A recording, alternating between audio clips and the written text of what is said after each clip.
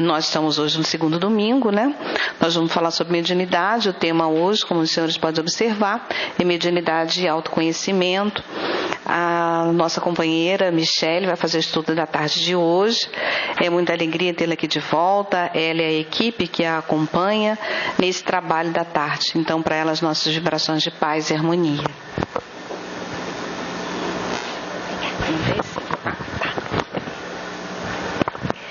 Boa tarde a todos. Com alegria que eu recebo mais uma vez um convite para vir até vocês, fazer mais um estudo e dividir o conhecimento, né, que a gente tem. Mas antes de começar, como hoje é o Dia Internacional da Mulher, eu trouxe uma poesia de Vitor Hugo. Peço permissão da casa para ler, é breve. Vejo muitas mulheres na plateia, então acho que vale a pena a gente ser homenageada no dia de hoje, não é verdade? A poesia de Vitor Hugo diz o seguinte: é o homem e a mulher. O homem é a mais elevada das criaturas, a mulher é a mais sublime dos ideais. O homem é o cérebro, a mulher é o coração.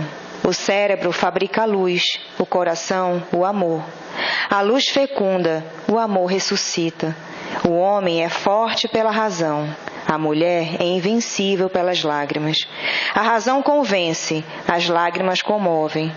O homem é capaz de todos os heroísmos, a mulher de todos os martírios. O heroísmo enobrece, o martírio sublima. O homem é um código, a mulher um evangelho. O código corrige, o evangelho aperfeiçoa. O homem é um templo, a mulher é um sacrário. Ante o templo nos descobrimos, ante o sacrário nos ajoelhamos. O homem pensa, a mulher sonha. Pensar é ter no crânio uma larva, sonhar é ter na fronte uma auréola. O homem é um oceano, a mulher é um lago. O oceano tem a pérola que adorna, o lago a poesia que deslumbra. O homem é a águia que voa, a mulher é o rouxinol que canta. Voar é dominar o espaço, cantar é conquistar a alma. Enfim, o homem está colocado onde termina a terra, a mulher onde começa o céu. Vitor Hugo. Então aí vai a homenagem a todas as mulheres. Bom, vamos começar o nosso estudo então.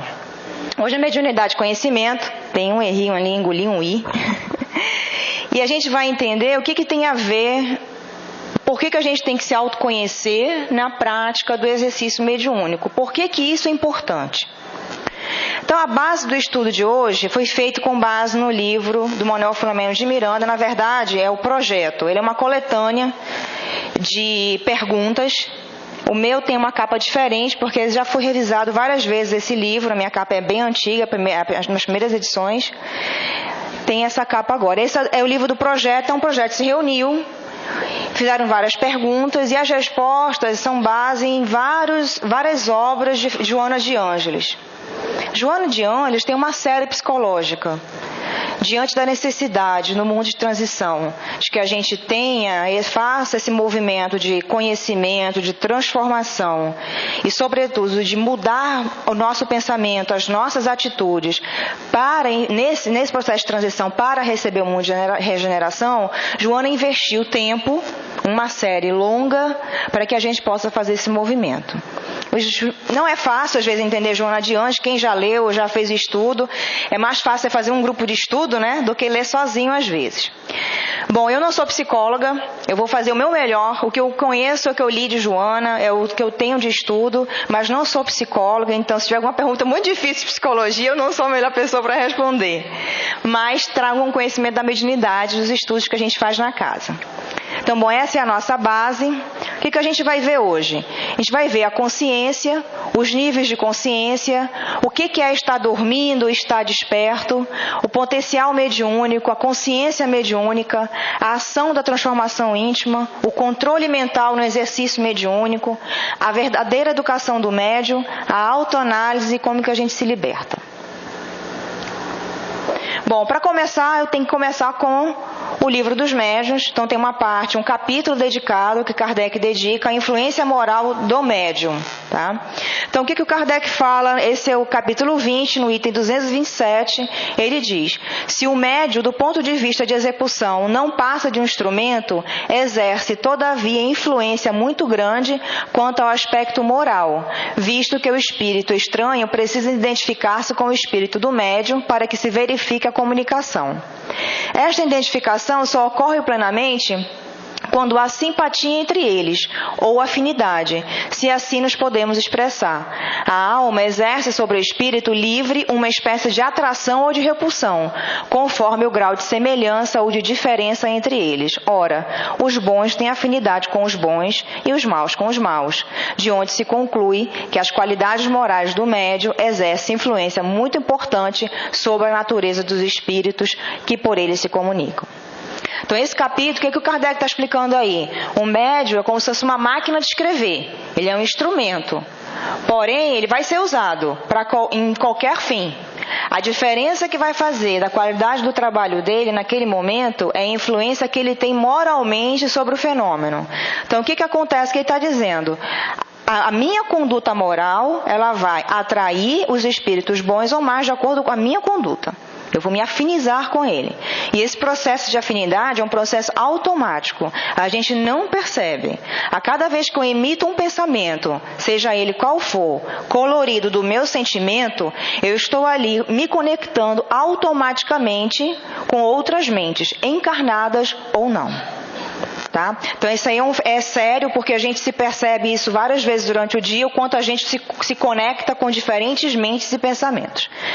Então é essa a importância, o porquê da gente se conhecer, o porquê da gente se analisar e o porquê de se modificar para que a gente possa ser um bom instrumento enquanto médios dos bons espíritos e espíritos superiores.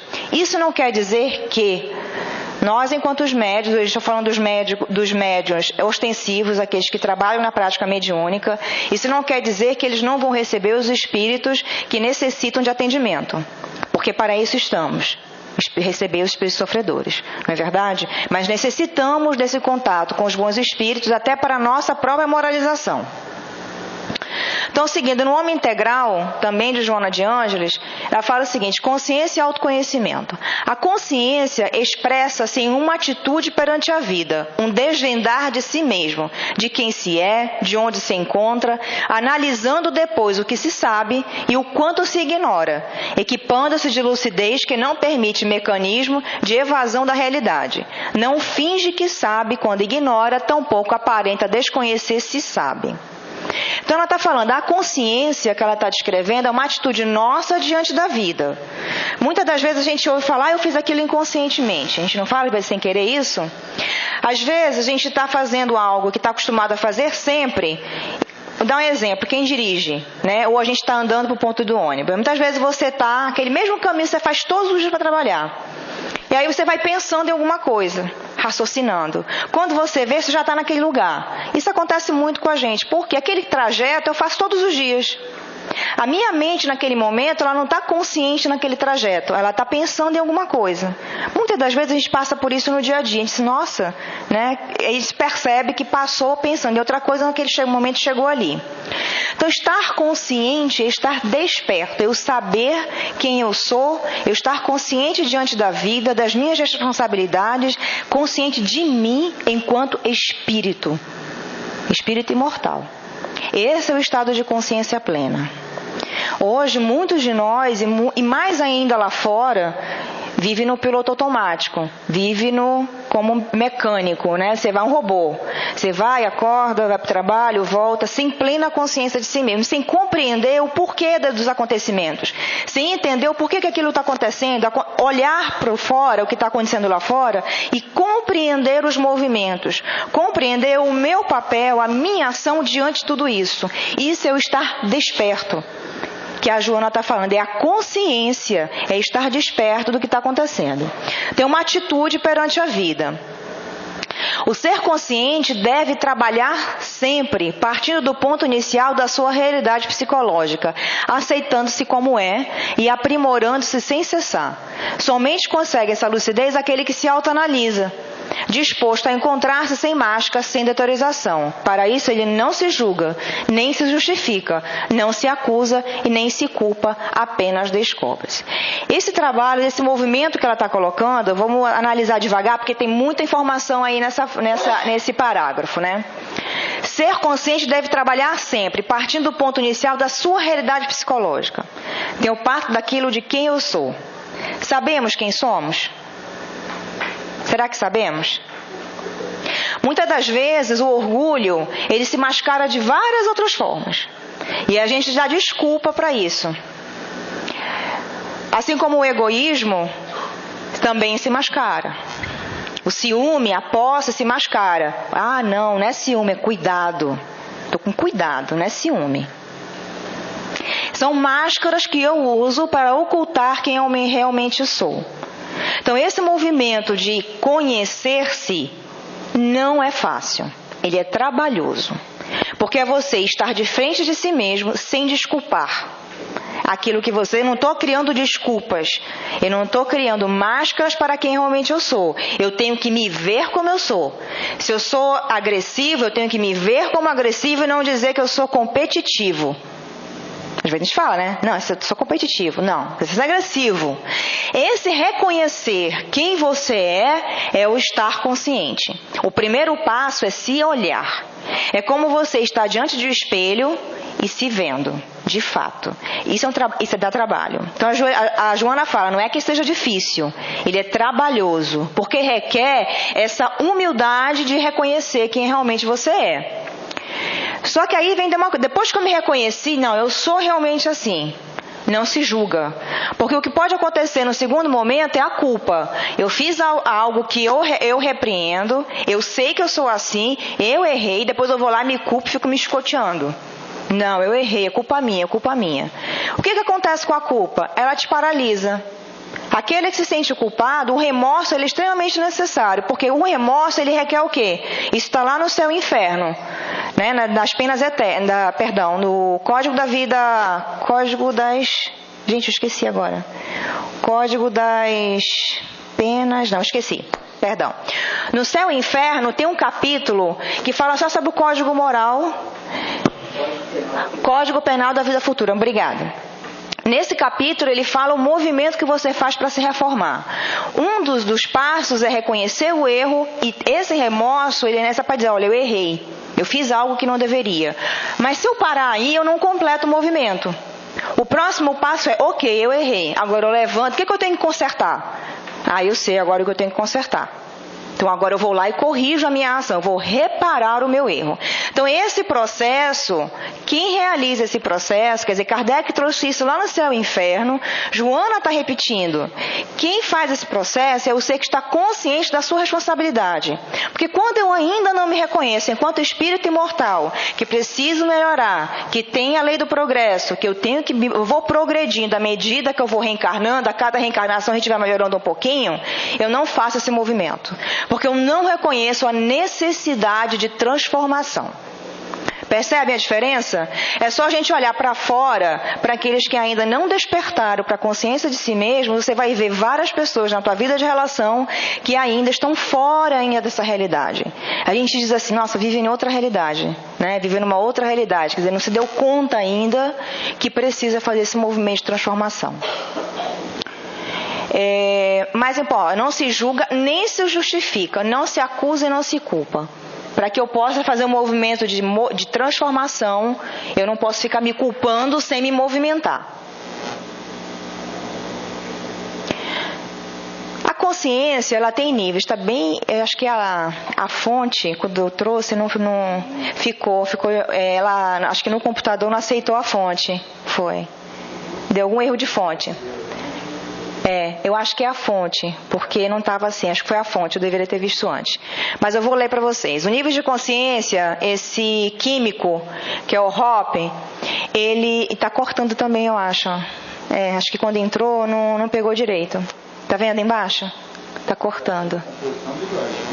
Não, acho que quando eu trouxe para cá, o que aconteceu? A fonte entrou, acho que a fonte que eu tinha não tinha aqui. É a primeira vez que acontece isso.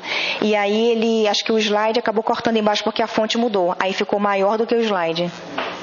Mas eu vou ler, vamos lá.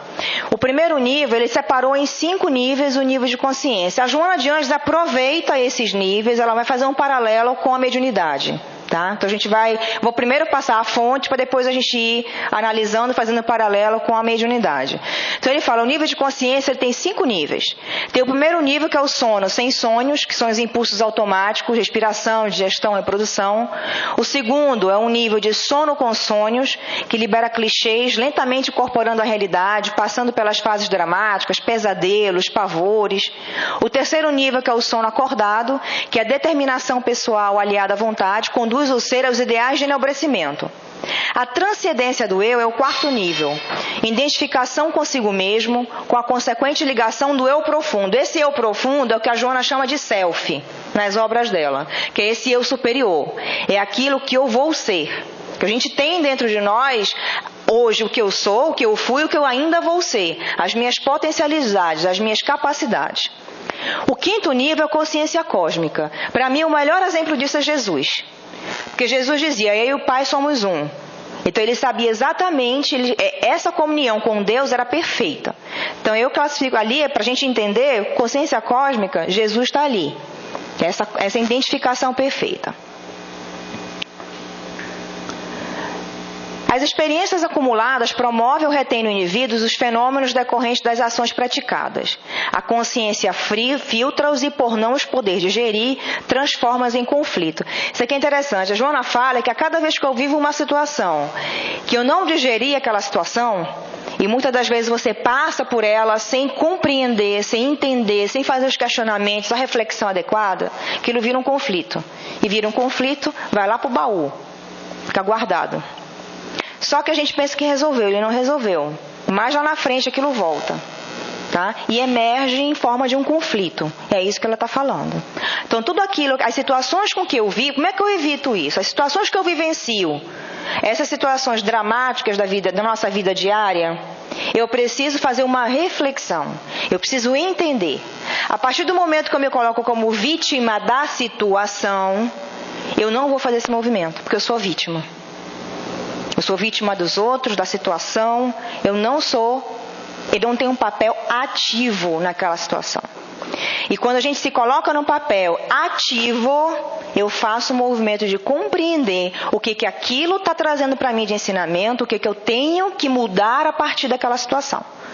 Tudo que acontece com a gente é uma prova, é uma expiação. Nem tudo é karma. A gente tem mania às vezes de classificar tudo como karma. Nem tudo é karma, né? Tem a palavra karma, todo mundo adora usar, né? Mas não é. Expiação, isso que eu trago de lei da ação e reação, que eu trago de outras existências, que eu tenho na minha programação é uma coisa. Eu posso ter provas que não necessariamente têm a ver com coisas erradas que eu fiz. São provas. Está lá no livro dos espíritos. São provas que eu preciso passar enquanto espírito. Então, uma ou outra, eu preciso refletir sobre isso. Porque o meu propósito qual é? Progredir. Sem reflexão eu não faço esse movimento. Está no Ser Consciente, que é o livro da Joana de Ângeles, também no capítulo 8. Vamos continuando. A partir do sono com sonhos, então ele colocou os 5 níveis, né? Você está dormindo igual um mineral, completamente dormindo. No outro nível, que é o sono com sonhos, dizendo ainda estou adormecido, mas eu sonho, a vontade desempenha um papel relevante, impulsionando o ser às novas realizações. Então, o que acontece? Se a gente olhar o mundo, você vai ver várias pessoas classificadas em vários níveis. Esse nível é o nível em que eu ainda não despertei para a realidade espiritual. Eu ainda estou no automático, achando que a vida é só comer, acordar, dormir, me relacionar, trabalhar, só. Só vivo assim. Eu não tenho outro conhecimento, não despertei. Então eu estou nessa fase que ela chama de, eu estou dormindo, mas estou sonhando. E essa fase ela fala, a vontade de se modificar começa a partir daí. Então se eu não tenho vontade, eu não faço esse movimento a partir dessa fase. Porque a fase seguinte, a fase que se segue, é a fase que eu vou começar a me transformar. A gente vai ver uma por uma. Freud trouxe, ele explicou um pouquinho os três níveis da consciência. Tá? Se vocês olharem na internet, vocês vão ver esse iceberg de várias formas. Tem até porcentagem, eu encontrei várias porcentagens. O importante não é a porcentagem, é o que isso significa para a gente. Então, assim, Freud falou, olha, nós temos 3 níveis de consciência. Temos o consciente, o subconsciente e o inconsciente. O subconsciente e o inconsciente, alguns autores classificam da mesma maneira. Nesse livro da Joana, muitas das vezes você lê inconsciente e ela está se referindo ao subconsciente também. Então, por quê? O subconsciente é uma parte do inconsciente, ok? No consciente é o meu aqui e agora. É o que eu estou vendo, é o que eu estou falando, eu estou percebendo o movimento lá fora, as pessoas que estão aqui, as texturas, a temperatura, eu estou consciente, eu estou aqui. Essa consciência, ela é 12% nosso, do trabalho cerebral. E eu vou já explicar por quê. 88% está no nível da inconsciência. 88%. O que isso fala pra gente? Isso é muito interessante. Nós vivemos num piloto automático na maior parte do tempo. E por quê? Porque o nosso cérebro não teria capacidade de trabalhar 100% consciente. O que significa ser 100% consciente? Para eu andar daqui até o final da sala, eu não preciso pensar para ir até lá, preciso?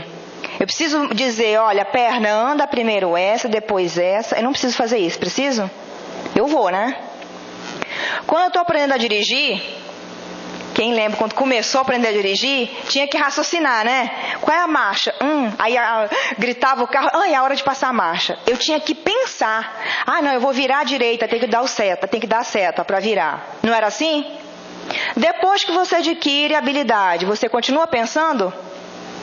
Quando você tem que virar, você dá seta no automático. É igual andar de bicicleta. Então, a partir do momento que eu aprendo, eu deixo de estar consciente naquele movimento e ele vai para o meu subconsciente, porque eu já aprendi, vira memória. É que nem costurar. Qualquer habilidade, né? Quem costura, quem borda, faz com uma rapidez, não é? Essas habilidades, porque eu tenho a habilidade de. A consciência é, se eu tivesse que todo momento dizer, olha, agora você vai fazer isso, depois vai fazer aquilo. Você imagina que loucura? Imagina o teu dia a dia, imagina agora o teu dia a dia. Imagina você pensando a cada movimento. A gente não faz isso. Mais de 80% do nosso tempo estamos no piloto automático. A gente está respondendo a estímulos no piloto automático. Isso é uma forma de defesa do cérebro, para poder lidar com tudo que a gente recebe de estímulo e informação. Ok até aí? O que acontece no subconsciente? Ele tem nossas memórias. Então, vou dar um exemplo prático. Vamos supor que um dia eu andava numa rua, estava escura, alguém cruzou o meu caminho, que usava um chapéu com um casaco, etc. E essa pessoa me assaltou. Não foi um evento traumático? Foi. Eu vou gravar na minha mente que, quando eu estiver numa rua escura, ele vai ativar um gatilho que vai me dizer, opa, cuidado, rua escura é perigo. Isso pode ter acontecido quando eu tinha, 1 ano de idade e pode acontecer em qualquer momento. Eu vou me lembrar disso quando eu tiver lá 80 anos. Porque isso está guardado lá no meu subconsciente, gerou uma reação emocional. Todas as vezes que eu encontrar algo parecido com aquele gatilho daquela situação, eu vou relembrar e vou reagir àquilo.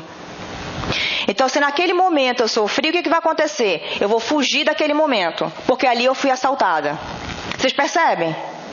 Se vocês observarem, nós temos muitos preconceitos e paradigmas que estão lá no nosso subconsciente, de vivências que tivemos, experiências que tivemos, e da maneira como respondemos, aprendemos e guardamos lá.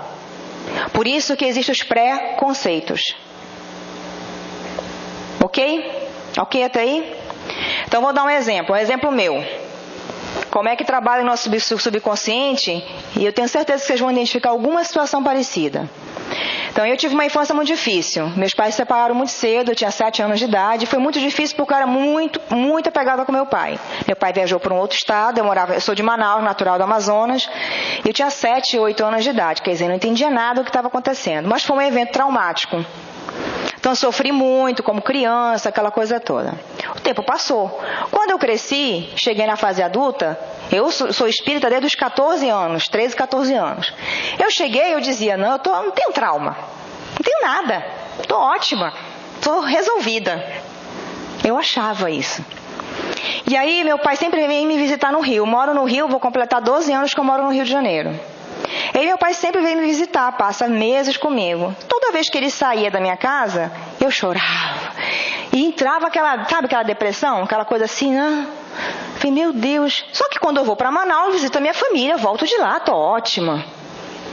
Um dia, inspirada pelos amigos espirituais, ele foi embora.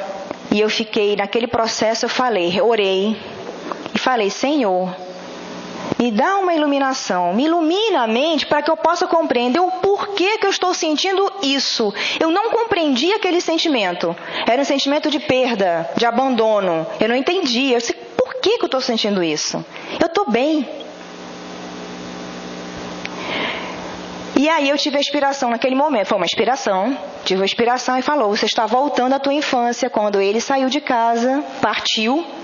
Eu fiquei 2 anos sem ver meu pai naquela época, 85, sei lá, acho que 85, 84. Não tinha essa facilidade hoje em dia, né? Não tinha WhatsApp, não tinha videocâmera, não existia nada disso, né? Era carta que a gente se comunicava. Então eu voltava para minha infância a cada vez. Por que quando eu ia para Manaus visitar, era eu que saía? Eu não sentia nada. Porque era eu que estava... Qual era o gatilho? Era ele sair porta fora. Aquele gatilho me remetia à minha memória da infância, quando eu me sentia abandonada. A criança ela não consegue traduzir. Muito das traumas que nós temos hoje na fase adulta, a maneira como nós reagimos a várias situações, vem de coisas que nós vivemos lá atrás. E às vezes, muito lá atrás. E aí está lá no nosso inconsciente, lá embaixo, no poço. Perceberam? Deu para compreender agora o que é o subconsciente? Então ele tem um gatilho. Aquele gatilho ele traz de volta a emoção, o sentimento. Você não entende porque você está reagindo daquela forma. Consciente você não entende. O que aconteceu comigo? A partir desse instante que essa situação que estava guardada no meu subconsciente, ela veio à minha consciência. O que aconteceu? Resolvi o problema. Eu nunca mais me senti assim quando meu pai vai embora da minha casa. Acabou. A Joana ela fala isso. A partir do momento que você entende o porquê, você resolve aquele conflito, acaba o problema. Só que você tem que trazer ele para a consciência e lidar com ele. Ok até aí? O inconsciente ele tem minha memória profunda. O que está no meu inconsciente? O que a Joana chama de inconsciente coletivo. Não é a mesma definição do Jung. Mas a Joana ela fala, olha, de acordo com a psicologia transpessoal, o inconsciente, aí estão registradas todas as minhas memórias de existências passadas. Estão lá. Tudo aquilo que eu vivi está lá guardado. Ok? Então no inconsciente está o mais profundo, aquilo que eu não acesso, mesmo porque a gente vem para cá para esquecer. No meu subconsciente está aquilo que eu estou vivendo aqui. Então, a maneira como eu reagi, aquilo que eu vivenciei, ela vai para o meu subconsciente e vira memória. Se algo acontece similar, é o gatilho, aquilo vem à tona. Nem sempre eu sei porquê, não, é porque eu vivi isso. Não. Nem sempre a gente faz essa relação, como o exemplo que eu dei, o exemplo prático. Isso vem à tona na consciência, que é o aqui e o agora. Hoje a gente vive um movimento preocupante de viver dormindo. Porque o acesso à informação, rede social, WhatsApp, celular, tem se tornado feito com que a gente perca esse contato. Eu não consigo estar plena nas situações. Estar plena hoje aqui assistindo uma palestra é estar presente, atento. Se eu saio para um almoço na minha família, estar pleno, consciente, desperto, é participar do que está acontecendo. E hoje, se você vai num restaurante, você olha para o lado, está todo mundo... Você chega a ver todos os membros da família com o celular na mão. E teclando, olhando Facebook, Instagram. Nenhuma crítica, gente.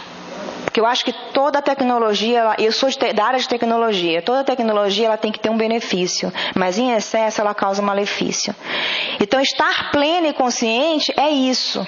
Eu poder fazer uma refeição e estar fazendo aquela refeição. Né? É claro que às vezes tem situações que você não consegue, você tem que comer rápido porque tem um compromisso, alguma coisa assim, mas não é isso que eu estou falando. É que na maioria das vezes a gente se perde nesse encontro, estar diante das situações, vivenciando. Então, se eu estou aqui, eu não estou no celular, eu não estou lendo outra coisa, eu não estou pensando, eu estou aqui, eu estou presente. Se eu estou com meu marido, com a minha mãe, com meu pai, com meus filhos, eu estou presente naquela relação, vivenciando aquele momento, tá? Então, esse é o estar consciente. Então, essa é uma figura, infelizmente está em inglês, mas também ele fala, né, da mente inconsciente, que eu não tenho controle e não tenho acesso. Aqui está o nosso sistema imune, tudo aquilo que é automático, digestão, respiração. Na mente subconsciente, ele classifica como se fosse o meu disco rígido do computador, onde eu guardo os meus comportamentos e os meus hábitos. Isso aqui é uma outra coisa interessante. Toda vez que eu preciso fazer um movimento de transformação, vamos dar um exemplo, o hábito, né? Se eu tenho um hábito pernicioso, vamos supor que uma pessoa tem um hábito de fumar e quer parar de fumar, ou tem um hábito de beber e quer parar de beber, ou quer parar de comer doce, não sei, qualquer hábito que a gente tenha, tá? Vocês escolham. Por que ele é um hábito? Porque eu repetidas vezes fiz aquilo, certo? Senão ele não vira um hábito. Tem um ditado, que é o hábito do cachimbo deixa a boca torta. Eu escutava isso na minha terra, não sei se aqui tem igual. Tem, né? Por quê? Porque eu repetidas vezes fiz aquilo e meu cérebro, o que ele fez? Ele aprendeu. O que a Joana fala? Quando eu quero trocar um hábito negativo, pernicioso, que me faz mal, eu tenho que trocar esse hábito por um bom. Eu tenho que trocar. Então, o que vai acontecer? A partir do momento que eu quero deixar de fumar, que eu quero, qualquer hábito de falar mal dos outros, esse é ótimo. A gente faz isso todo dia, né? Não importa de quem, é do político, é do vizinho, a gente fala mal. Esse é um hábito bom. Por quê? Se eu tenho o hábito de falar mal de alguém, o que eu tenho que fazer? Trocar. Pelo qual? Falar bem. Então, quando a vizinha chega lá, mas você ouviu aquilo fulano, não sei o que, começa a falar, aí você pratica o quê? Não, mas espera aí, mas ele tem qualidade, não é bem assim. Você traz o lado bom para trocar aquele hábito de falar mal. A partir do momento que eu insisto nesse hábito, então assim, se você for olhar a neurociência, ela já te explica que para trocar um hábito, você quer adquirir um hábito, você tem que persistir por pelo menos 3 meses, senão você não consegue implantar o hábito. É que nem quem quer fazer exercício físico, quem não consegue fazer, você vai na academia, por que as academias fazem planos acima de 3 meses? Porque todo mundo desiste no segundo mês. Tem estudo disso. Se é no segundo mês, você não quer mais, você já cansou. Por quê? Para você persistir no hábito, tem que ultrapassar essa barreira. Então, a partir do momento que eu faço isso, isso vai lá para o meu subconsciente como um aprendizado. E aquilo já vai me fazer falta. Aquele hábito saudável já vai me fazer falta, já vai me acusar quando eu não o fizer. Quem tem hábito de fazer exercício físico diariamente, chegou até aí, teve um processo. Quem aqui faz vai perceber que num dia que não faz, ou se fica 2, 3 dias sem fazer, sente falta. Porque está faltando alguma coisa. Por quê? Porque você já incorporou o hábito. Percebem? Então, o importante é a gente entender que os hábitos, o subconsciente, ele pode ser reprogramado. Então, se eu tenho um paradigma, se eu tenho um preconceito, se eu tenho um vício que eu quero me libertar, ok, você pode. Primeiro, você tem que ter vontade. Essa é a primeira coisa. Sem vontade, ninguém faz nada. Se eu tenho vontade, eu vou trabalhar para quê? Para substituir esse vício que eu quero modificar e eu vou me reprogramar para que meu subconsciente absorva isso e vai chegar num ponto que vai ser automático. É que nem gente fazer o bem. Trabalho social, eu sempre falo isso. Vai no início, às vezes você está com preguiça, não está afim. Não é todo mundo que vai de coração aberto porque quer dedicar um dia de domingo, podendo estar com a família. Não é. A gente tem que ser honesto. No início é difícil, vai dar trabalho. Eu vou querer estar em casa. Quando chover, vou dizer, está chovendo, eu não vou não. Eu tenho que pegar um ônibus, está maior trânsito lá fora, eu não vou não. Mas é assim. A partir do momento que eu vou persistindo, isso vai virar um hábito. Vai chegar um momento que você vai de coração aberto. Que não vai fazer vai fazer diferença se você não for.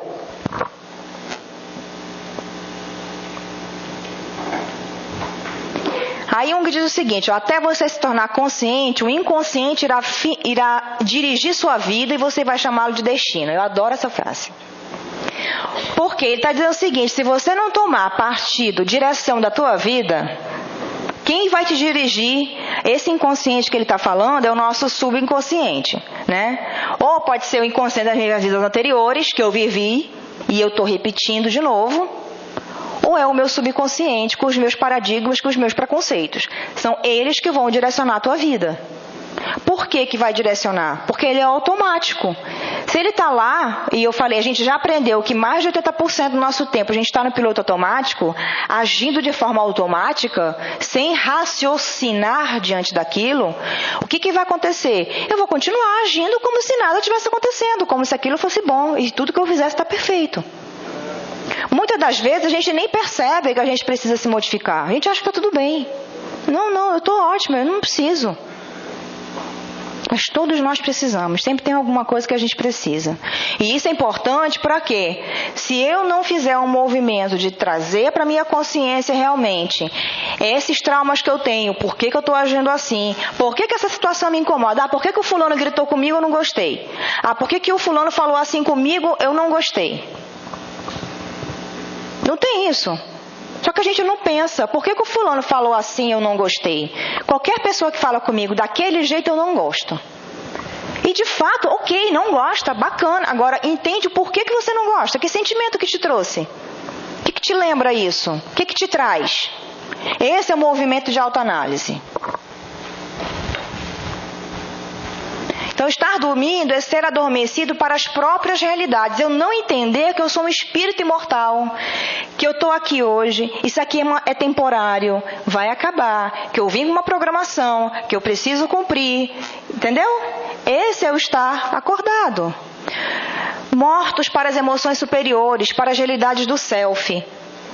A gente, muito pouco, a mediunidade ela é fantástica, porque Deus permite que todo médium ostensivo, ele possa ter contato com vibrações superiores no processo mediúnico. Aqueles que não são ostensivos, muitas vezes sentem essas vibrações. Não sente sempre, porque a gente é tão ainda irregular na nossa vibração que a gente não consegue manter o estado elevado. Mas quando a gente consegue, daqueles que já tiveram a oportunidade de perceber isso, a gente quer que aquele momento se estenda para sempre. Não é assim? Aquelas emoções superiores que você sente, você quer, meu Deus, me deixa aqui. Só que elas acabam. E por que elas acabam? Porque eu ainda não estou lá. E a mediunidade, ela faculta que possamos sentir isso para querer estar ali. É o que acontece com todo mundo que está aqui hoje no Centro Espírita. Às vezes você chega mal, não chega? Chega com a cabeça cheia de problemas, chega aborrecido, chega triste.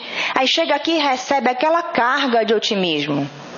Você escuta a palestra, escuta algo que te toca, vem, toma o passe, né? Faz aquela limpeza, sai maravilhoso. Nossa, como eu estou bem. Deus permite que a gente tenha isso para perceber, olha só, você está vendo isso? Não é legal? Não é bom? Não te faz bem? Pois é, mantém. É uma motivação para que a gente possa manter a nossa vibração, manter o trabalho do bem, que é uma oração. O trabalho no bem é uma oração constante. Então tudo isso vai me dando essas possibilidades de manter, de reter essas emoções superiores que eu preciso. E a cada vez que eu me movimento nessa direção, as emoções inferiores vão ficando cada vez mais distantes de mim. Porque aquilo que me dava prazer antes já não me dá mais. Eu estou buscando esses prazeres da alma, como diz Hamed no livro dele. Ok? Mergulhado em sombras ou fascinado pelo doentio narcisismo é o estado constante da consciência do sono. O desafio do sono é muito grande. A gente permanece muito tempo nessas faixas inferiores, né? Então, despertar, fazer esse movimento que é o desafio. Mas a gente que está aqui, a gente já recebeu o chamado, não já?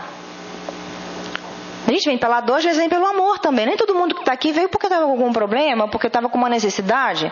Às vezes a necessidade está faltando algo e eu preciso entender o que é esse algo. Aí a gente vem, chega aqui na casa espírita e acha aquilo que faz sentido, aquilo que fala teu coração, aquilo que é isso. Agora sim eu achei o meu caminho. Então esse é o despertamento. O subconsciente, ele comanda, eu já falei, as sensações, as emoções, deixando pouco espaço para a consciência. Então, o subconsciente acaba andando na gente, né? Acaba dirigindo o nosso carro. Do outro lado, estar desperto tem essa passagem de Paulo, que Paulo fala, né? Levanta-te entre os mortos. Ele fala assim, ó. Desperta o tu que dormes. Não tem essa passagem, Paulo? Desperta tu que está cortado lá em cima. Levanta-te entre os mortos e o Cristo te esclarecerá. Olha que sabedoria. Desperta ou tu que dormes. O que ele está falando? Desperta, acorda. Você está dormindo para a tua realidade espiritual. O Cristo te esclarecerá. Eu sou o caminho, eu sou a verdade e eu sou a vida. Não foi isso que ele falou? Está aí. A mensagem do Cristo, ela é clara. Então, ela nos esclarece. Então, ele fala, desperta, está na hora, você dorme. Então, Paulo faz essa comparação como alguém um morto-vivo. Então, o morto-vivo é aquele que está vivo na carne, mas está morto para as realidades espirituais, as realidades superiores. Porque reconhecer que a gente é mais que um corpo é fundamental. Nós, enquanto na carne, temos necessidades materiais. De comer, de dormir, não tem? De se vestir, de se relacionar. São necessidades materiais. Enquanto eu satisfaço as minhas necessidades materiais, eu não posso esquecer que eu sou um espírito que tenho necessidades espirituais. E em que momento eu satisfaço essas necessidades? Hoje aqui, cada um de vocês estão satisfazendo uma necessidade de espírito. Poderia estar fazendo qualquer outra coisa, não poderia? Tem muitas coisas para fazer no Rio de Janeiro. Mas hoje, cada um de vocês aqui nessa sala tomou uma decisão, não tomou quando saiu de casa? De estar aqui hoje. Essa decisão é o passo importante para a gente, da persistência. Estar pleno, consciente da sua realidade interior e das infinitas possibilidades de crescimento ao nosso alcance. Quando ele fala em infinitas possibilidades, a gente percebe que o espírito, quando reencarna, ele vem com uma programação, com ferramentas de trabalho para que possamos progredir. Cada um de nós tem com a sua malinha lá de ferramenta para trabalhar. Quando eu não acredito nisso, eu sucumbo no desespero. As situações lá fora me afetam e até as que passam comigo me afetam tanto que eu me desespero. E acho que Deus é injusto, começo a me rebelar. Muitos saem pela porta do suicídio, que é uma das mais tristes, a gente sabe, a gente estuda isso. Então perderam essa identificação com o Pai. Nós precisamos entender que nós somos herdeiros de Deus. E como herdeiros de Deus, temos inúmeras possibilidades dentro de nós de alcançar essas virtudes e inúmeras possibilidades de aprender, de progredir hoje aqui. A minha programação não é igual a dela, não é igual a dele, não é igual a dele. As minhas ferramentas são diferentes da dela, porque a personalidade dela hoje requer ferramentas que a minha requer outras. Percebem? A cada nova reencarnação eu venho com uma personalidade. Hoje a minha persona é Michele. Ontem pode ter sido Joana, eu não sei. Hoje a Michele tem uma personalidade que necessita, o espiritismo para mim hoje é uma ferramenta que me auxilia. A mediunidade hoje é uma ferramenta para mim, para eu me movimentar. Porque talvez sem isso eu continuasse presa lá atrás, adormecida no meu primitivismo. Percebe? Então todos nós temos, não podemos duvidar disso. Então a gente se liberta dos medos que nos imobilizam, conquista e encontros internos, não se perturba com aqueles que os agridem. Ele é aberto ao bem e à verdade e analisa os acontecimentos para entender o objetivo de cada evento perturbador. Foi aquilo que eu já falei. Então, os 3 andares da consciência, eu falei um pouquinho no início, que a gente tem o que eu fui, o meu passado, o que eu sou hoje e o que eu vou ser amanhã. Por que é importante eu saber ter dentro da minha consciência aqui guardado, num determinado andar lá na gaveta, aquilo que eu vou ser? Eu já tenho o molde. É que nem quem faz costura ou que borda aquelas tapeçarias que tem às vezes um molde já com desenho. Aí você só vai cobrindo, não é assim? A gente também tem, é que nem criança quando vai aprender caligrafia, já tem aquele traçado, né? Ela só passa por cima. Então, eu já tenho isso, você já tem, você também, todos nós temos. Aquilo que vamos ser. E esse o que vamos ser é o superconsciente, o meu futuro. São as minhas potencialidades. Tá? Ela fala também que o superconsciente é o núcleo da manifestação mediúnica, porque ela está relacionando com o coronário e com a epífase, o pineal. Tá? Então, uma vida mental, moral, saudável, amplia a capacidade superconsciente. Como é que eu consigo ampliar o meu subconsciente? Através de quê? Oração, tudo aquilo que eleva a minha vibração. A oração, a meditação. A meditação, ela favorece com que eu entre no estado profundo e eu consiga acessar. Médios que trabalham na psicofonia, por exemplo, que trabalham no intercâmbio mediúnico, através do contato com os espíritos superiores, com os benfeitores, nós conseguimos atingir esse superconsciente. Então, quando eu me comunico, falando dos psicofônicos, quando recebo uma mensagem de um espírito, de um benfeitor, de um guia, né? Essa comunicação, esse intercâmbio, ele faz com que eu comece a absorver não só essas energias salutares, mas também esses comportamentos. E é fácil a gente entender, é que nem olhar você olhar como o ser humano funciona. A gente se organiza por tribo, né, pelas sintonias. Aquele que gosta de ler, aquele que gosta de cinema, está sempre junto. E a gente percebe até quando a gente se casa que os nossos companheiros adquirem as nossas manias, às vezes os nossos hábitos, não é assim? Porque você não absorve do outro. Isso acontece muito. Aqueles que andam muito próximo, um adquire do outro. Meu marido não gostava de café, eu só amo café. Há 12 anos ele ama café. A gente começa a adquirir. Eu estou usando essa analogia para a gente entender que o contato com os bons espíritos vai fazendo com que a gente também absorva isso. O contrário também é verdadeiro. Tá? O contato com os espíritos sofredores em atendimento fraterno não é esse caso. Isso é outra coisa. Tá? Esse contato com os espíritos sofredores, aqueles que trabalham no atendimento fraterno desse, né, no intercâmbio mediúnico desses irmãos, o que acontece para o médium? O que a Joana fala para a gente? Olha, o médium que trabalha bem a sua mediunidade, que se coloca à disposição e atende esses irmãos, as problemáticas que se apresentam naquela situação tem alguma coisa relacionada com você. Por quê? A gente vai ver um pouco mais adiante. O processo mediúnico, o transe mediúnico, ele passa pela nossa zona, onde estão armazenadas as nossas memórias. Se a gente for lembrar do livro dos médiuns, o que o Kardec comenta lá no livro dos médiuns? Ele ensina que o espírito, quando ele se comunica através de um médium, ele usa o arcabouço do médium, as memórias do médium, aquilo que está guardado no baú dele de experiências anteriores, não é assim? Então ele vai pegar aquilo que você tem lá dentro.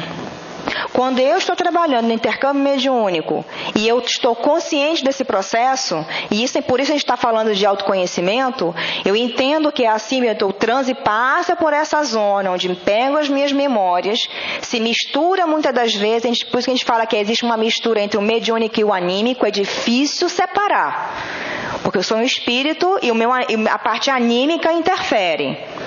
Então, se eu tenho conteúdos guardados ali, aquele irmão se comunica com aquela problemática que eu tenho no meu conteúdo, aquilo vai mexer comigo. E eu preciso identificar isso. Se a gente der uma comunicação, mexeu, chegar em casa reflete. Ou depende de cada casa, tem o seu mecanismo. Se tem uma avaliação no final, avalia a sua própria condução no trabalho, como médium. Não é falar da comunicação. Tá? A gente nunca fala da comunicação, a gente fala da nossa atuação enquanto médium. Então, por que aquilo me tocou? Por que aquilo me incomodou? E por que isso é importante? Porque se o médium não entende a necessidade, o porquê que aquilo incomodou a ele, muitas das vezes, o próprio médium, ele interfere a comunicação, ele interrompe. Se você recebe um irmão, um companheiro, com uma problemática complicada, tá? Casos que a gente vê no dia a dia, violência, pedofilia, etc, etc. Não vou ficar citando, mas a gente sabe o que incomoda, não sabe? Quando o médium recebe aquele irmão com aquela problemática na reunião mediúnica e ele está ali para atuar, como ajudando, né? Ele é o enfermeiro que faz o atendimento, ele vai interferir naquela comunicação. Como? Se eu não aceito aquilo, eu não gosto daquilo, aquilo me dá... Eu vou repelir. Quando eu faço esse processo de repulsão, eu corto o meu canal de comunicação. Porque o André Luiz fala que a gente tem uma corrente, uma corrente elétrica. Se eu vibrei diferente, eu interrompi a comunicação. E podem observar, quem é médium psicofônico, que está aqui na sala, se não já passou por isso. Então é importante esse autoconhecimento, porque eu vou me entender naquela comunicação o que me afetou. Isso aqui, então eu preciso melhorar. E fazer um trabalho de modificação de aceitação. Então, o subconsciente é o presente, a gente já falou, olha, a personalidade é o meu eu de agora, eu tenho aqui os meus atos falhos, os sonhos, os distúrbios, os lapsos, e o inconsciente está o passado, o registro das manifestações mediúnicas que eu falei, ocorrendo estratificações anímicas que afloram no transe, ditam os impulsos e os atavismos existenciais, é o somatório das personalidades do ser, a gente já falou. Bom, Joana fala, é necessário, portanto, ao ser humano saber recordar, mas também desconhecer e olvidar. Por isso que a gente esquece. Nem tudo a gente sabe, nem tudo a gente vai lembrar. E assim é necessário. Porque ela fala mais à frente no livro que nós não temos condições de acessar todos os nossos registros. Nós iríamos entrar em um estado de perturbação. Não tem condições. Então é por isso que eu esqueço. Se eu não esquecer, eu não consigo fazer esse movimento de recomeçar. Isso tudo iria me perturbar de uma tal maneira que eu não ia conseguir recomeçar e ter oportunidade de refazer. Aí a gente percebe o quanto Deus é bondoso. É infinitamente bondoso. Bom, na consciência mediúnica, olha, a qualidade mediúnica depende do nível de consciência em que estagia o médium. O contato psíquico com seres mais evoluídos, do que eu acabei de falar, impregna o medianeiro e desperta suas virtudes, acelerando a marcha evolutiva. Acordar a consciência é uma necessidade imediata para os médiuns. Ideia clara do que se sente, do que se quer, tomar decisões com sensatez e saber definir seus desejos e necessidades espirituais. Para cumprir a mediunidade como missão, é necessário renúncia, abnegação e sacrifício espontâneo. Tá? Essa é a relação que a Joana de Ângeles faz um pouco mais nos capítulos à frente do livro entre todas as fases do Hop com o que ela classifica. Então, vamos pegar aqui a primeira fase, a fase embrionária, olha, sono com sonhos ou sono sem sonhos. Você tem uma fase rudimentar, você vive num mundo ainda ignorado. Inspiração positiva versus obsessão. Então, aqui, o que ela explica? Você sofre a obsessão e não percebe. Você está sendo ali, é como se fosse guiado sem perceber, porque você não despertou ainda. Na fase seguinte, aqueles que têm a fase ostensiva da mediunidade, médios em prova, libertando-se da obsessão. É o sono desperto. Eu já fiz o movimento de despertar. Aqui é quando começa a fazer valer a minha vontade. Então eu estou na fase ostensiva da mediunidade, que se revela de forma muitas das vezes em desequilíbrio. Nem todo mundo começa a mediunidade de forma pacífica. Às vezes ela explode de forma desequilibrada. No nível mais acima, a transcendência do eu é uma fase mais lúcida. Tá? Eu estou voltada para onde? Meu superconsciente. O exercício mediúnico ele é saudável, é uma identificação dos espíritos com o mediunato. Quando eu olho isso aí, eu vejo Divaldo, eu vejo Chico Xavier, Eurípides Bassanufo, eu vejo eles trabalhando ali. E a gente ainda está transitando rumo, né? Porque se a gente comparar o nível das nossas contribuições hoje, a qualidade da nossa contribuição e comparar a deles, a gente percebe uma diferença. Mas tudo bem, isso não é, se eles chegaram lá, a gente também chega. Não é verdade? Isso é para a gente uma motivação para dizer, olha, você vai chegar lá.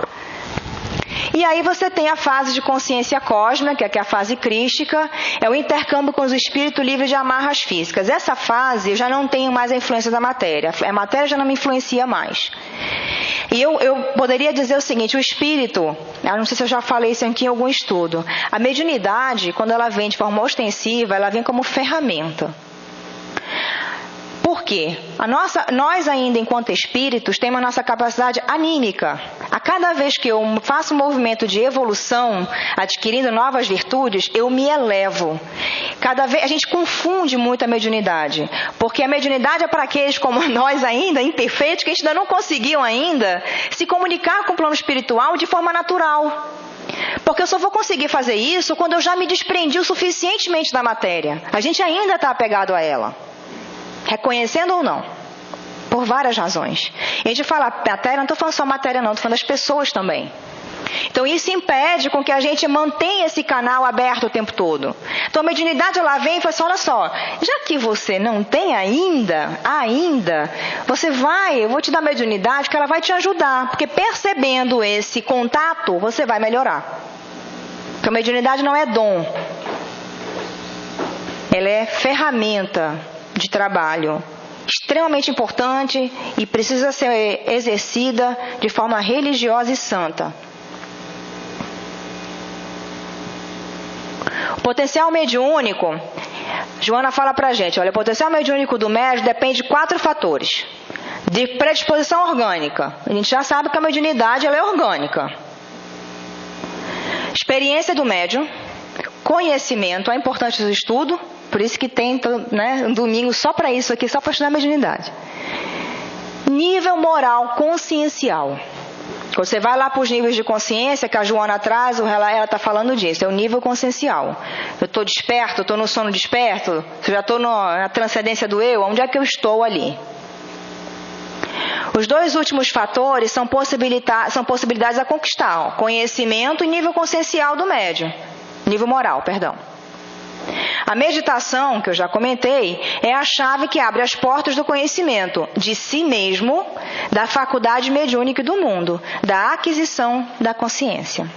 Então, gente, o que mais tem no canal do YouTube é só entrar lá, meditação. Antigamente era mais difícil, agora tem muito. É só entrar lá, digite que você vai ver um monte de exercícios de meditação. Faz 3 minutos por dia, aí vai aumentando, às vezes é incômodo, é difícil mesmo, mas vai tentando.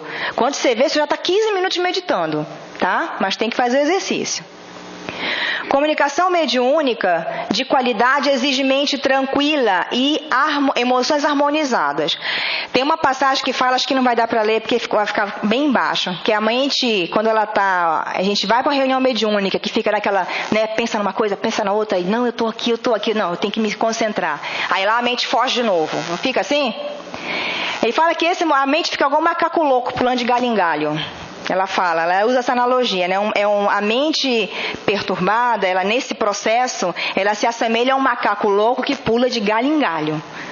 Por isso a gente tem que fazer, a meditação ajuda o processo de concentração, para quem faz trabalho mediúnico.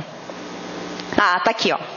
A mente indisciplinada afigura-se a um macaco louco que salta de galho em galho. Pensamentos que emergem do inconsciente são relacionados a traumas, culpas ou carregados de emoções intensas. Dificultam a assimilação de outros pensamentos de processo mediúnico, causando a anulação ou truncamento da mensagem do espírito comunicante. A solução é a meditação. Isso aí é aquilo que eu comentei. Então, aqueles registros que eu tenho, são traumáticos, meus conflitos, eles vão emergir no momento do transe. Então a Joana fala que à medida que eu resolvo os meus conflitos, a minha comunicação mediúnica ela vai ser mais limpa possível. Ela vai ter menos conteúdo anímico, menos interferência anímica, porque eu já estou resolvendo aquilo. Mas para isso é importante fazer o trabalho que eu comentei de análise. Se não puder fazer no dia da comunicação, você chega em casa, tira o teu momento de prece, faz uma prece e reflete sobre aquele momento. O que você aprendeu, o que aquela comunicação trouxe naquele dia de aprendizado para você. E esse é o trabalho que a gente precisa fazer enquanto médium. O médium que vem para o trabalho mediúnico, achando que é que nem para repartição ou ir para o trabalho, né? Eu acordo, tomo meu banho, me arrumo, sento lá para trabalhar e vai, né? Não é assim. Médium tem que estar preparado 24 horas do dia. Por isso que é importante o hábito da oração, o hábito da leitura, né? A Joana fala, 15 minutos de oração, de leitura por dia é suficiente. Anda com um livro na bolsa ou entra numa mensagem no celular, hoje tem tanto acesso. Mas isso é importante para que a gente possa ter uma qualidade melhor no trabalho que está sendo feito como médium. A ação da transformação íntima, né? O esforço contínuo na resolução dos conflitos. Experiências não assimiladas e transferidas para o arquivo do ser permanecem adormecidas até que ressurgem na consciência reclamando assimilação. Falei isso no início. Conflito não resolvido, fica lá guardado, porque eu não vivenciei, eu não digeri. Tem algum psicólogo aqui? Não tem nenhum psicólogo para me ajudar. Minha irmã é psicóloga, ela fala assim, olha, quando a gente não digere a situação, não digeriu, aquilo volta. E de fato volta, né? Só que volta, às vezes, uma explosão de raiva, uma explosão emocional, volta num ataque de pânico, num ataque de ansiedade, e aí vai uma depressão. Processos de culpa muitos casos de depressão são processos de culpa. Que a pessoa vai guardando, e é interessante como o ser humano se boicota. Muitas das vezes você acha que está fazendo o que é certo e você está se boicotando. Você está agindo contra você mesmo. Tá? A gente percebe isso muitas vezes. Aquela pessoa que quer sair daquela situação, né? Não, eu preciso fazer isso, eu preciso melhorar minha saúde, porque eu tô com problema de coração, precisa fazer um exercício. Ou precisa comer melhor. Aí ela vai lá e vai comer doce, vai comer isso aqui. Ela está se boicotando. Então, muitas das vezes, a nossa fala não condiz com as minhas atitudes. Quando é que eu percebo isso? Se eu me analiso. A Joana fala em uma obra que eu não vou me lembrar, que aquele que faz, o médium que trabalha na mediunidade com Jesus, que faz esse processo, não precisa de psicanalista. Eu posso falar por mim, muitas das coisas, muitos conflitos, eu dei um exemplo aqui. Aí você tem inspirações e insights, como o psicólogo fala, de situações. Nossa, então foi por isso que eu fiz isso? Porque o trabalho mediúnico, o transe, a meditação, esse trabalho de autoconhecimento que a gente faz esse movimento, faculta esse processo de insight, de você compreender por que você está agindo daquela maneira. A gente vê casos assim, uma pessoa, por exemplo, diz assim, não, mas eu quero ter um relacionamento sério, né? Aí essa pessoa ela se relaciona com pessoas que não vão dar a ela um relacionamento sério. Eu conheci casos assim, a pessoa fala, mas eu quero. Não, mas por que você só se relaciona com pessoas que você sabe que não vão te dar o que você está procurando? Você já parou para pensar? Tem alguma coisa errada. Por quê? Eu estou me boicotando. Eu estou agindo contra mim mesmo. A gente faz isso sem perceber. Porque está no piloto automático, porque está vivendo igual robô.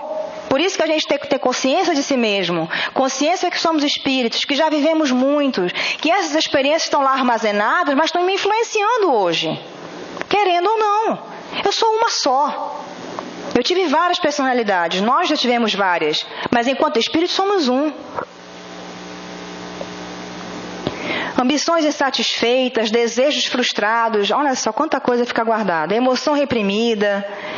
Parasito vigoroso. O conflito deve ser identificado para ser eliminado. O exemplo que eu dei. Eu não identifiquei o meu conflito? Se eu não identifiquei, quanto tempo você está comigo? Eu tinha 7 anos quando isso aconteceu. Eu tenho 43 anos hoje. Eu só descobri isso no ano passado, aos 42. Eu vivi dos 7 ao 42 achando que eu não tinha problema. Nenhum com nada. Eu estou só dando um exemplo. É claro que eu já descobri outros, mas dando um exemplo para vocês perceberem que se a gente fizer esse movimento, cada um de nós aqui nessa sala vai identificar pelo menos uma coisa que diz, puxa vida, agora eu já sei por que aquilo acontece. Por que eu ajo daquela maneira? Você às vezes ama tanto uma pessoa, mas fere.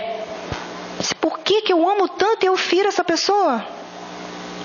Tem que se perguntar por quê. Né? Você vai achar a resposta. Todo desafio requer esforço. A gente não pode parar no primeiro tentame. Ela fala isso. Insiste e persiste. Você vai conseguir.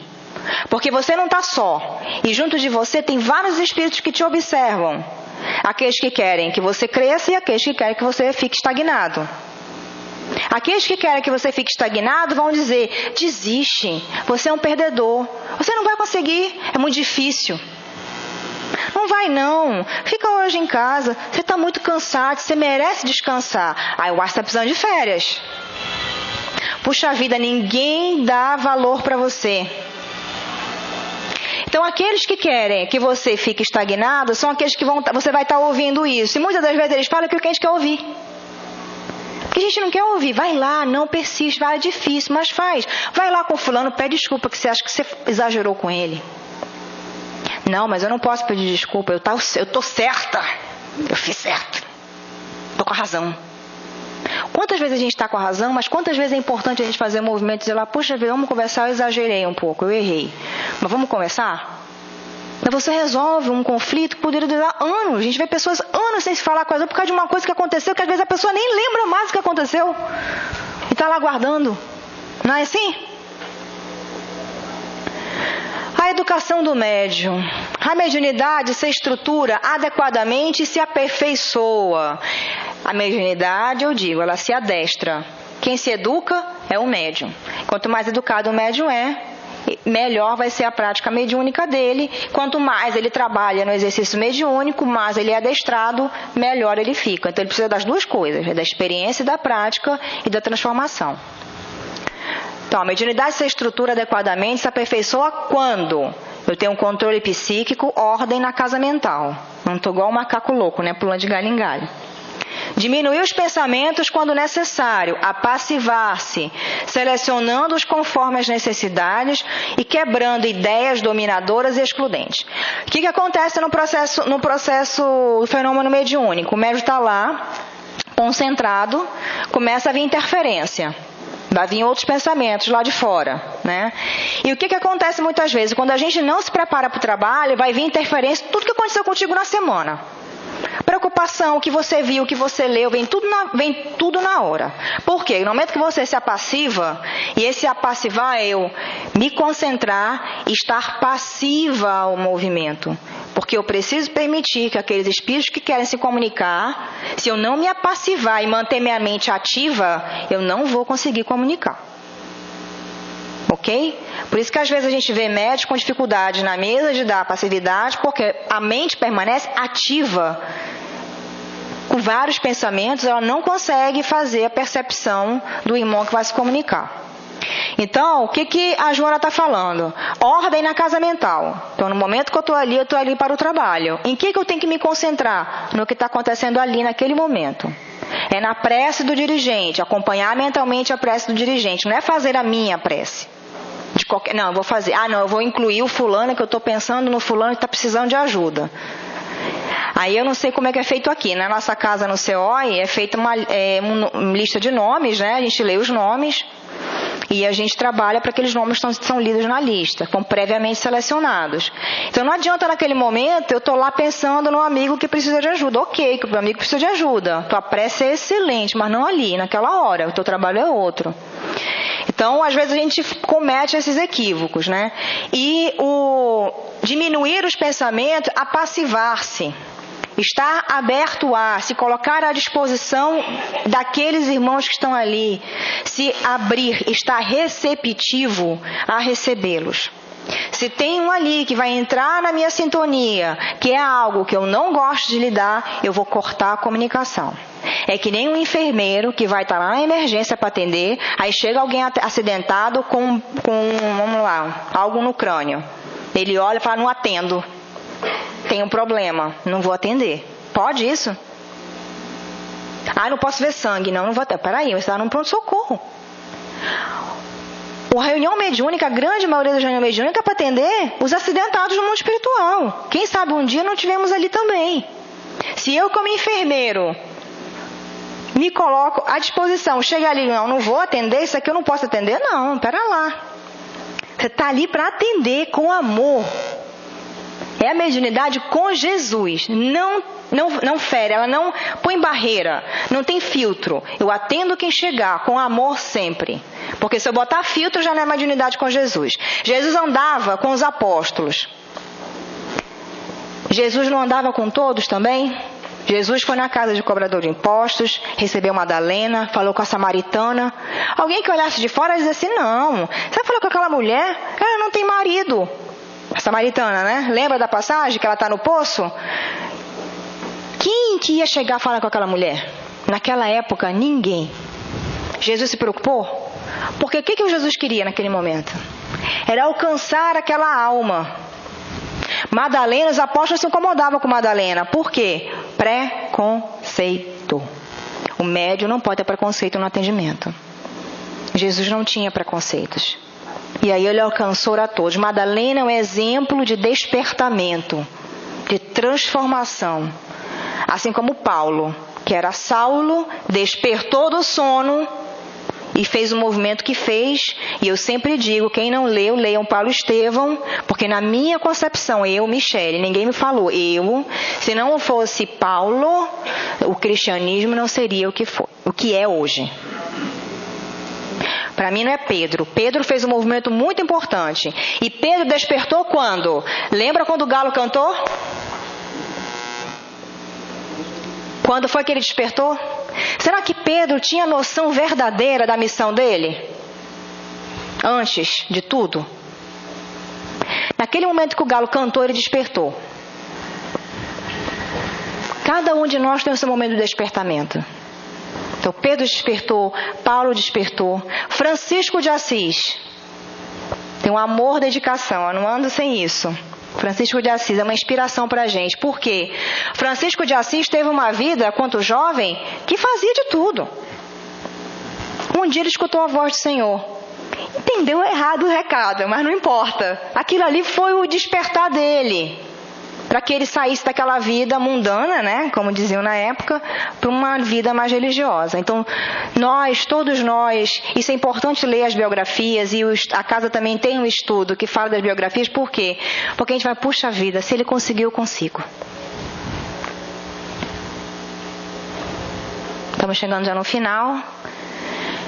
Bom, autoanálise. O exame das carências e problemas, dos defeitos e as soluções. Estudando um problema por vez. Um problema por vez.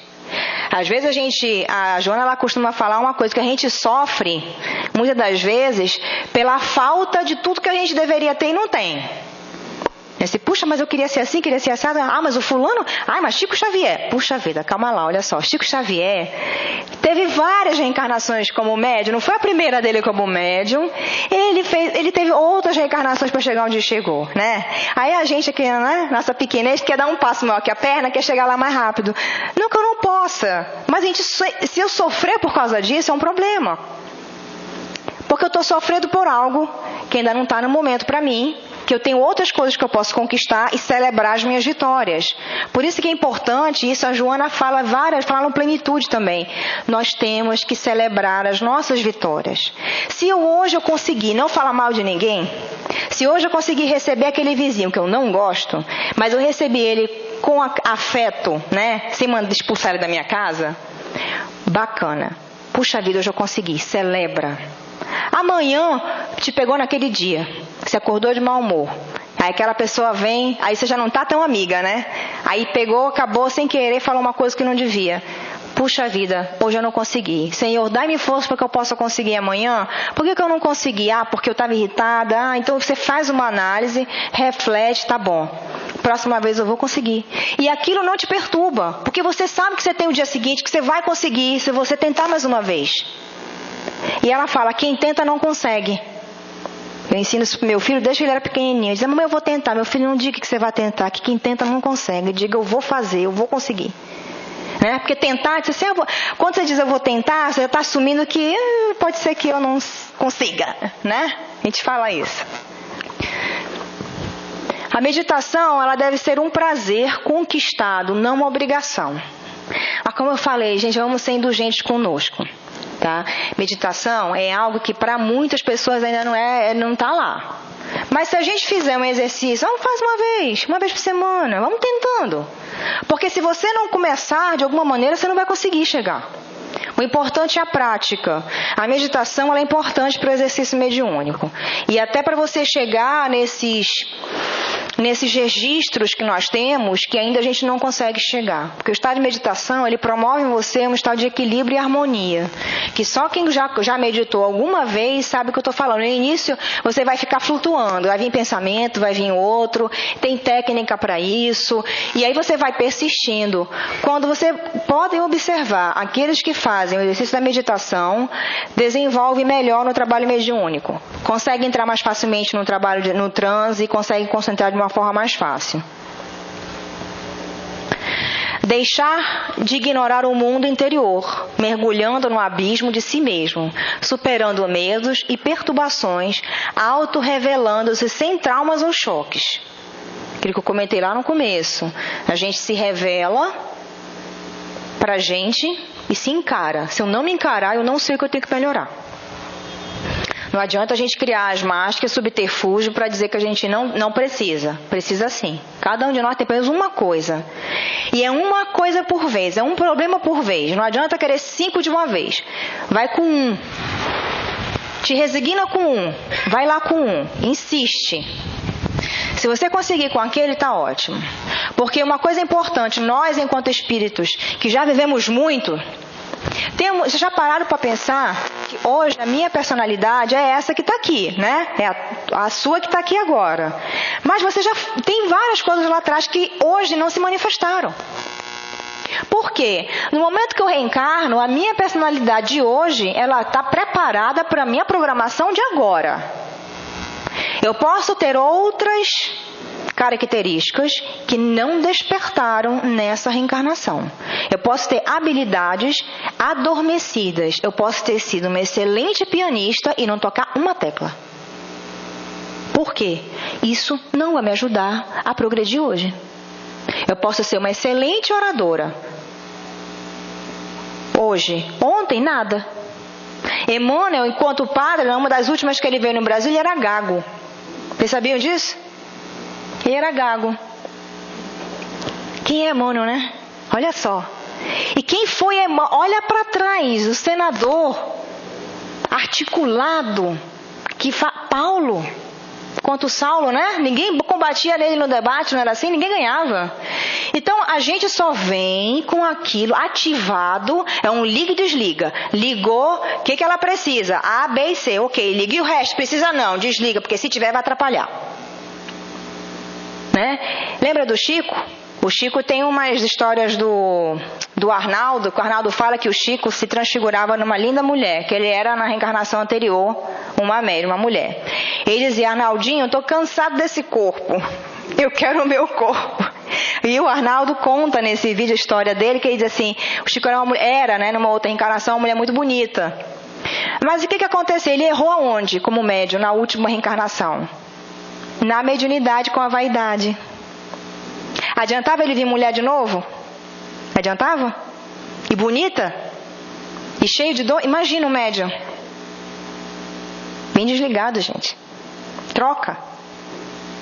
Tá? Então, assim, não reclama do que você é hoje, do que você tem, do jeito que você é. Você é a tua melhor versão de você mesmo.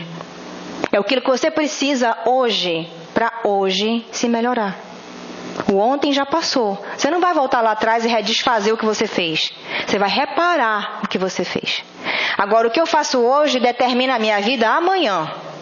No plano espiritual e a vida que eu quero ter depois. Porque eu vou voltar para cá, para esse planeta. Não vou? Vou. Espero que eu volte. Porque ele está em transformação. A gente vai para o mundo de regeneração. No vídeo anterior estava passando, quando vocês chegaram, o Divaldo falando do mundo de regeneração. Então, se eu quero esse mundo para mim, eu preciso fazer um movimento de transformação íntima, sendo um médium ostensivo ou não. É imperativo que a gente faça esse movimento. Bom, aqui ele já está cortado aqui em cima, mas ele fala, substituição dos hábitos, eu falei no início, substitui o vício perturbador por um vício saudável, seja vício material ou mental também. A gente tem os nossos vícios mentais, tá? Tem que ficar atento com isso. Exercício disciplinado do pensamento. Olha, o pensamento, como eu comentei no início, ele é neutro. Quem dá a polaridade do pensamento é o sentimento. À medida que eu emitir o pensamento, ele vai e se conecta numa rede com outros semelhantes. Observa o que você pensa no teu dia a dia. Observa o pensamento que você transita em torno dele. Aquele pensamento que vai e volta. Às vezes é um medo, uma necessidade, vai e volta. Não preciso ganhar dinheiro. Nossa, eu estou sem dinheiro. A tua vida vive em torno daquilo. Aquele pensamento fica central e você fica girando ao redor dele. Esse pensamento é o que abre porta para as obsessões. Então observa isso no teu dia a dia. Isso é autoanálise. Alteração dos gozos e prazeres ilusórios, cedendo lugar àqueles que promovem a libertação e o bem-estar espiritual do ser, os prazeres da alma. O Hamed tem até um livro que ele fala dos prazeres da alma, não tem? Quem não conhece, lá ele tem todos os prazeres excelentes. Diante dos infortúnios, não se entrega ao desespero ou revolta, mas interroga-se: o que me está desejando dizer este fenômeno perturbador? Qual significado tem para o meu progresso? Então, estar pleno. O nosso objetivo, enquanto espíritos e médiuns, né, é estar pleno. Para isso, a Joana fez um livro chamado Plenitude, que ela fala da saúde integral do ser, né? Então, estar pleno, buscar essa plenitude da felicidade, cada dia uma vida inteira. Eu gostei dessa frase. Porque se eu vivo focado nessa plenitude, hoje o meu dia ele vai ser pleno, eu vou vivê-lo inteiramente. Eu estou aqui com vocês, vivendo esse momento, experienciando, aprendendo, sentindo, me emocionando. Isso é estar presente, estar consciente, estar desperto, vivenciar a plenitude. Não sofrer por aquilo que eu ainda não tenho. Ainda não tenho. Mas eu vou conquistar. Agora, se eu ficar parado no meu marasmo, eu não vou sair disso. Eu tenho que fazer movimento. Só eu, somente eu, posso me ajudar. Ninguém ajuda ninguém que não quer ser ajudado. Está no livro do André Luiz. Em uma das obras dele, o André Luiz pergunta para o mentor: por que a gente não ajuda ele assim, tira ele daquela situação? Disse: André, a gente só ajuda quem quer ser ajudado. Isso serve para a gente e serve para aqueles que a gente às vezes tenta ajudar, se esforça, mas a pessoa não quer fazer o movimento de mudança. Então fica difícil. Para nós, enquanto somos responsáveis por nós. Quando nós desencarnarmos, nós vamos dar conta de nós somente. Daquilo que fizemos, daquilo que fomos. Tudo aquilo que eu tenho vai ficar aqui. Porque o que eu tenho, o Emmanuel fala, eu retenho o carro, a casa, o emprego, a posição, os amigos, né? A gente retém. Aquilo que eu tenho de fato é aquilo que eu sou. São as minhas conquistas enquanto espírito. É aquilo que eu vim para cá, cumpri com a minha missão e voltei. E aprendi. Então, no dia de hoje, a mensagem que eu queria finalizar para vocês era que a gente busque essa plenitude, para que possa, médios ostensivos ou não médios ostensivos, não importa, eu acho que o assunto é válido para qualquer um, que busque esse trabalho de autoanálise, se transformar no dia a dia. Estamos no mundo de transformação, estamos vivendo a transformação para o mundo de regeneração. É imperativo que a gente mantenha a nossa saúde mental. Todas essas reflexões, elas são necessárias no nosso dia a dia, para que a gente possa ter qualidade nas nossas relações. Então, eu agradeço a todos a paciência em me ouvir. Se alguém tiver uma dúvida no final, a hora permitir e a casa permitir, estou à disposição. Que Jesus a todos nos abençoe nessa tarde de domingo, que possamos ser todos envolvidos por essa luz dos benfeitores espirituais dessa casa. Muito obrigada. Boa tarde.